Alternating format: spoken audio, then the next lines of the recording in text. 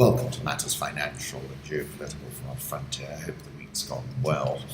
It cycling whizzes by. I feel as if I've been out every night this week and feeling pretty tired, so looking forward to the weekend. If you haven't seen the MindSpeak session with Bob Collymore, do take a look. We've uploaded the Q&A session. There's a link to the slides. Very powerful, a little offbeat because I think people expected him to speak about Safaricom, and he was speaking about the evolution of hope. Starts with the trilobites. I'll let you go and dig into that to find out who exactly they were. It was great speaking with on-screen productions about Safaricom's 16-year journey, I must admit, earlier yesterday. And it's really a miraculous change that we've seen occur from the times when we had those old phones. You'll remember that you dialed with your finger, fax machine. Maybe a few people had that. To this new age when I can plug into, Maio, Renzi in Italy on a live feed. I can check a million prices all streamed from onto my phone. It's extraordinary. The journey, the fact that it started with the voice, M-Pesa, the internet. It's very interesting. Macro thoughts, a quick look at the biggest monetary experiment in history. Bank of Japan's yield control passes its first test during Trump bond rout. And this is why we've seen this explosive move in dollar yen, because the Bank of Japan have held 10-year rates at zero, whereas the rest of the world has seen a massive curve steepening. So that's the explanation if you're wondering how did the dollar yen move so dramatically. Home thoughts. Now is not the time to downsize our dreams, says Donald Trump. Indeed. I like this article in Vice, stunning photos of Miami as it used to be. I like this photograph of somebody swimming in the pool. I lived down there for 10 years. I would go to the beach and read. I kind of dropped out of the planet. I spent most of it lying supine under an umbrella reading. It was great. I mean, some of it was depressing. I went there to get away, to turn on, tune in, and drop out. And the guy who rented chairs was my grass dealer and my cat sitter. Perfect. It was perfect. I took a sabbatical from life. I'd been fighting to be able to read since I was 10 years old, when the only place you could be left alone was the bathroom. Funny that. There was a library that got me any book I wanted 2 blocks away, swimming pools, balmy breezes. No one was there telling me to turn the light out at night. I could read until whenever I wanted. Miami's a great city. Went there twice and found it very interesting. Of course, Miami represents, if you think of a continuum of interpretations around Fidel Castro's death, these were the people who are least happy with him. Then on the other side, you have Africans, where Cuba came to the rescue of anti-colonialist movements on a number of occasions.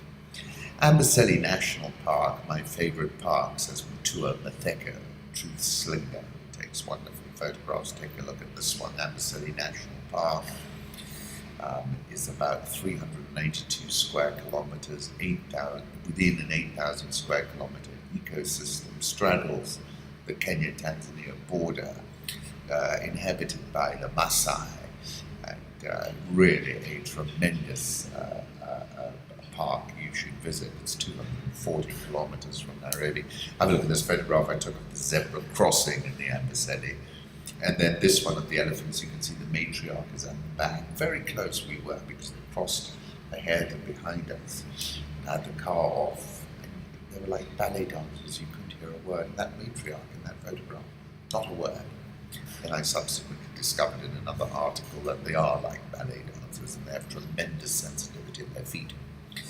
I'll put up that photograph, and then evening in the Amboseli, and I think this photograph is actually of the dried up Pleistocene lake, which is within the park. Political reflections. Austria and Italy are up next. 14th of November, I said, what is clear to me is that we're watching a populist wave or zeitgeist, which has now swept the UK and the US and has Italy, France, and the Netherlands in its crosshairs. And in Austria, we might well find the first far-right head of state to be freely elected in a Western European country since 1945. I'll put up a photograph of Norbert Hofer amid his entourage. Fears for the euro over landmark Italian referendum result. Lots of fears about that. Last poll showed Renzi way behind. And 5-star tweeted this: Di Maio versus Renzi, il confronto che non vedrete mai in TV. This confrontation you will not see on the TV.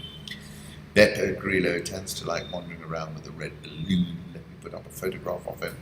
And I quoted him in that article in November 2016. This is the deflagration of an epoch. It's the apocalypse of the information system, of the TVs, of the big newspapers, of the intellectuals, the journalists, he said. And I said, this is another important point. Traditional media has lost its position of control. It's been upended by the internet, which allowed insurgent politics to broadcast over the top. Tony Blair plans to fight this growing populism with a new policy institute. Hundreds of thousands of Cubans bid farewell to the remains of Fidel Castro. This is a photograph from AFP. Hollande says he won't run for the French presidency. Well, he didn't have much of a chance, did he? Borowitz report, tongue-in-cheek, Trump picks El Chapo to run the DEA. The Merriam-Webster dictionary says fascism is the most looked-up word of the year. Putin made his annual State of the Nation address yesterday. As I wrote in October, he is indeed a geopolitical grandmaster. If you go back to that APEC time, when he was in Australia, left early, to today, you can see what I'm talking about. They ran serious 21st century digital interference, drained Hillary Clinton's support, amplified the conspiracy frenzy, and solidified Trump numbers. Of that, I am sure that Hillary Clinton was effectively digitally interfered with by a seriously sophisticated Kremlin. On that slightly diversionary, but thinking of Barack and Mrs. Obama, FLOTUS and POTUS, seriously classy duo, aren't they? It feels like we're leaving a chivalrous King Arthur and the Round Table type past and about to enter a more bizarro Donald Trump world. I was having a conversation with Leon Leduc, and I said that, interestingly, there's some folks here in Kenya who are trying to run Kremlin-like digital operations as well. We run a lot of social media analysis, and it's fascinating and seriously pertinent. On that note, blogger Nyakundi was found in contempt of court over a Colin Moore article. Putin's role as intermediary between Riyadh and Tehran was pivotal, testament to the rising influence of Russia in the Middle East. Apparently, Putin was the one who knocked a few heads together. Putin wanted the deal full stop. He was the intermediary between Riyadh and Tehran. A phone call between Putin and Iranian President Rouhani smoothed the way. And apparently, the Saudis were ready to agree to a deal, but they didn't want the Iranians to crow about it, and he made sure that happened. The Kremlin is looking at polls out of France and smiling two frontrunners of Russia-friendly candidates. This is another part of the reordering of the geopolitical puzzle in his favor. Have a look at Russia, Saudi Arabia, Iran, and Iraq daily production levels. Fleeing the assault on Mosul, photographers rode his side. Trace Matrix, Syria is now one of the 8 riskiest countries in the world for bribery. The 7 other riskiest countries in order are Nigeria, Angola, Yemen, Guinea, Cambodia, Myanmar, and South Sudan. Trump has chosen James Mattis as his defense secretary pick, known as the warrior monk.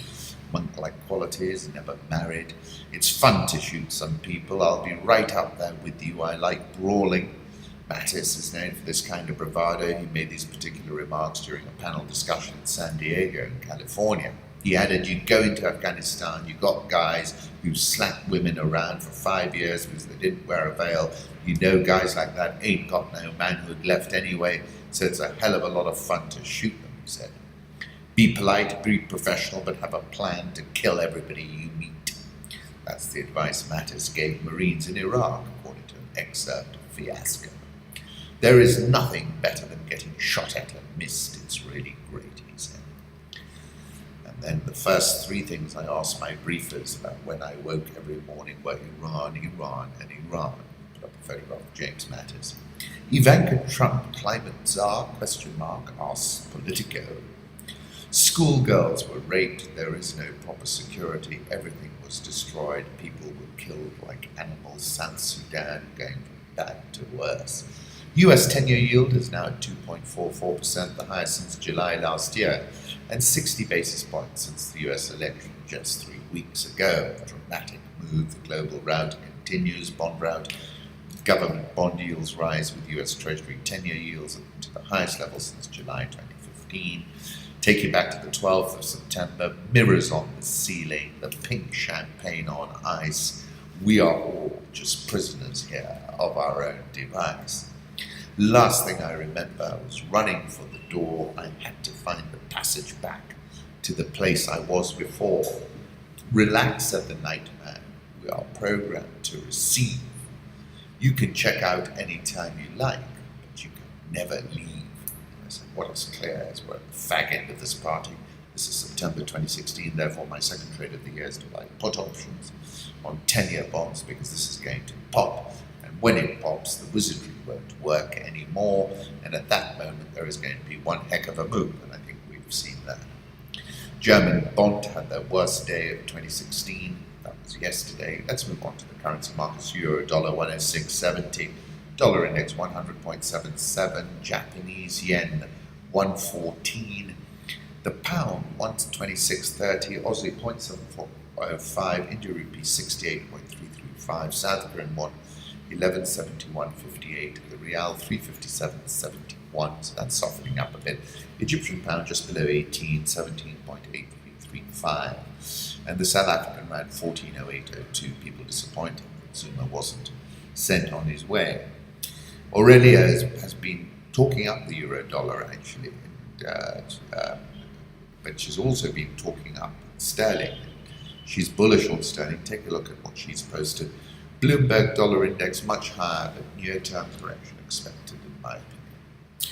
Gold, we're now trading 1174.31, not going anywhere to the upside, going to tumble again, I'm sure. Oil exchanges, huge beneficiaries of the OPEC output cut. Markets Brent trading volume hit an all-time high. Interesting though, US shale producers rush to hedge. That's why the WTI curve has gone into backwardation from late 2017 until early 2019. Have a look at this chart of Brent oil, daily continuation chart, fresh 16-month highs. So we've had a pretty stupendous rally, as you tend to do when you're dealing with oil, but I think it's going to peter out anytime soon. Venezuela, 5-year default probability. This is from Holger. A sea of protesters in Jakarta amid fury over Christian governor Ahok. Take a look at that photograph. 12th of September, I was writing about the madding crowd. I said, now what are the consequences of this new 21st century madding crowd? A madding crowd which can be inflamed by a fellow with a camera and an account with YouTube. Let's move on to Africa. Adama Barrow greets supporters from the roof of his car in the district of Talinding-Kunjang, western Gambia, on the last day of the presidential campaign. Gambians vote by dropping marbles in tin cans, green for Jammeh, grey for Barrows, and purple for Kande. The opposition is quite buoyant because for the first time it's consolidated behind one candidate and represent the biggest risk to the incumbent. So let's keep an eye on that, but everyone's been frozen out, so it's got a lot of room for shenanigans. World leaders typically don't get much advance notice of exploding crises, but when it comes to the DRC and Congo, they do, and with a specific date, December the 19th. That's when President Kabila is constitutionally obliged to leave office after 15 years. Just one problem, the 45-year-old leader plans to stay in power well past his expiration date, despite his widespread unpopularity and the spectre of massive nationwide protests. Waiting for Mugabe's exit, Zimbabweans endure a shattered economy. We're just waiting, Gawe 31 said in an interview in the town of Murvi. He fixes 3 or 4 phones in a good week. He'll get better when he's gone. He is Robert Mugabe, who's led Zimbabwe since independence from the UK in 1980 and overseen an economic meltdown that's left an estimated 95% of the workforce jobless and driven as many as 3 million people into exile. Even though the ruling Zimbabwe African National Union Patriotic Front, or ZANU-PF, insists that Mugabe will be its presidential candidate in the next elections in 2018, there's a growing belief that the 92-year-old's rule is nearing its end. He was at Tico where I was, and I was just sitting a little bit behind him. He was fast asleep, and somebody nudged him. He woke up, delivered the speech, and went back to sleep again. As Mugabe era enters its twilight, Zimbabwe is facing rising poverty and protests. Power struggle in the ruling party to succeed in pits one faction backing his wife Grace and another coalescing around Vice President Emerson Mnangagwa, former spy chief. At the same time, unrest is spreading over food shortages and a cash crunch that has delayed payment of salaries and prompted the central bank to introduce dollar-pegged bond notes that Zimbabweans immediately dubbed as zombie currency. Brezhnev, who was wearing a ZANU-PF t-shirt, said empower, employ, indigenize. Big lies, said no new jobs, and people with jobs have no guarantee of being paid. ZANU is rotten. Mugabe's decision to purge Majuro and her allies was a critical blunder that brought to life the one party that could pose a real threat to the ruling party's clutch on power. Charles Laurie, head of country risk at Veris Maplecroft. Her personal knowledge of the ZANU-PF playbook means that for the first time, the ruling party will face a political opponent that initially understands its strategies. I take you back to the 25th of July 2016 when I quoted Hunter S. Thompson, and I was using this quote as a comparison to how I thought Zimbabwe was. The edge. There is no honest way to explain it, because the only people who really know where it is are the ones who've gone over. Malema, Julius Malema, made a speech yesterday, paused, complained about his dry throat. Says, witches are trying me, but they won't succeed. I'm from Limpopo. He also said, we love Mugabe, but he must step down to save the revolution like Castro, who handed over power to his brother. And I said that for him to be saying that about Mugabe, the writing must really be on the wall. South African all share down 1.51% this year. Dollar rand 14.0657, softened up after a very strong rally where people thought that Zuma was on his way out. Egyptian pound 17.8295. Rent cap bullish about this, thinking fair value is about 14.5. Lured by power, female extremists prove hardest to help. Women who join violent extremists such as Nigeria's Boko Haram are lured by the promise of power and influence they otherwise would not get in their everyday lives, a top expert said on Thursday. With that empowerment, women entangled in extremist groups are far more difficult than men to de-radicalize and reintegrate into their communities. When Boko Haram swept through northern Nigeria's towns and villages, its fighters had money and power and often were very appealing to local women, who typically married as children, some brides as young as 9. They were the new cowboys in town, but more than that, they afforded those women a lot of choices, she said. This is important. Women who joined Boko Haram were permitted to learn to assemble weapons, to become combatants, to own slaves, and even have a say in which Boko Haram member to marry. For the first time in their lives, these women had so many choices, and a lot of them became powerful in the Boko Haram movement. Interesting. Nigeria all share down 11.79% this year.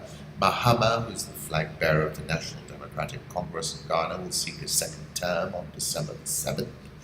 Quite closely run, as they typically are in Ghana. Ghana Stock Exchange is down 21.84% this year. Ethiopian opposition leader from Restive region has been arrested. And I wrote about Ethiopia in October, and when I said Ethiopia's reputation has been shattered by political tensions. African oil producers will benefit from OPEC cuts, but can member states be trusted to reduce output? It's a good indication of who's got to do what. Iranians in Kenya face terrorism charges for Israeli embassy attack. plot. 2 Iranians and their Kenyan driver, who worked for the Iranian embassy in Nairobi, were charged on Thursday with collecting information for a terrorist act after filming, the Israeli embassy lawyers said. Why they would go and film the Israeli embassy? Because if you ever go down that road, which I do frequently because I go to the Fairview Hotel, it is so monitored, surveilled, you've got security at both ends. It is sort of kind of seriously stupid diplomats given the amount of surveillance on that road. Kenya seeks banks' advice to raise $1.5 billion in bonds or loans. They should have done that earlier. The East African Trade Association has signed a $150 million agreement with Trademark East Africa to automate tea trading in the Mombasa weekly auction. That's progress for you. I'll put up a photograph of auctioneer Mombasa tea auction from Alami. And another photograph from Rubin Shah of Mombasa, seen from the sky. The Kenya shilling, stable 101.846. It is the Teflon shilling. Nairobi all share down 6.15% this year. NSE 20 down 19.55% this year. A special prosecutor has been appointed to investigate the Swiss envoy, Anglo-leasing row. This is a friend, Jacques Peterlou. Take a look at his mind speak that he did last year. Once again, I appreciate you stopping by, and I wish you a tremendous weekend.